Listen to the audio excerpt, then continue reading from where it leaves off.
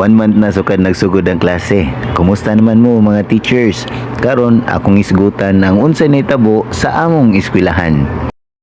Okay, today is September 21.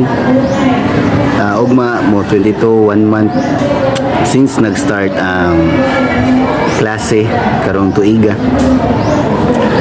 Pero nagya po'y building mo pa naayo. Napay mga rooms.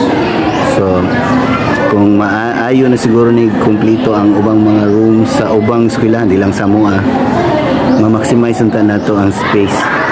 Okay. Ubang eskwelahan karon, hantod karon labi na tong mga taga Lapu-Lapu nga nangaguba na damage tungod sa bagyong Odette. Hantod karon ang ubang room wala pa na repair. So mas nindot kitag ma-repair na. So far sa 1 month nga kanang face to face nakita na mo nga dako kay kapasunon ang mga bata, no, kay murag kadtong 2 years nga nag-modular sila or nag-distance learning, labi na sa mo nga may online, so modular ra gid sila.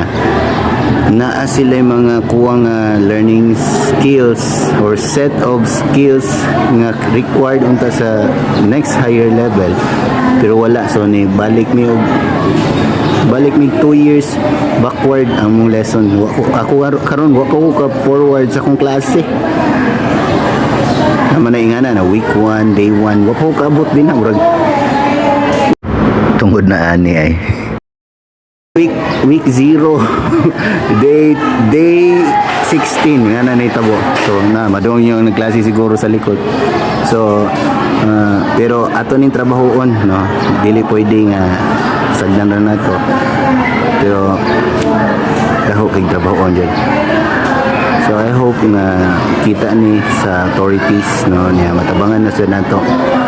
Dili lang ang mga bata, apil ang mga teachers o eskwelahan nga kinahanglan pa og mo cope up, no, labi na sa Lapu-Lapu nga mga nangadamage in schools o sa mga bata nga taas kay kapasunon. Ang teachers pod naglisod pod mi.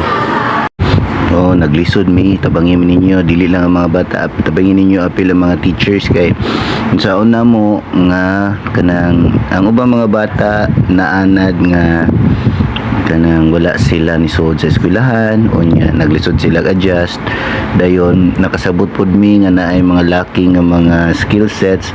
So kinahanglan amo sa tumbalikon tong mga skills nga kinahanglan nila, labi na ko mata kung gitudlo nya addition and subtraction of fraction nya wa sila kabaw unsaon pag lowest term lisura lagi. So mo nang ni atras jud ko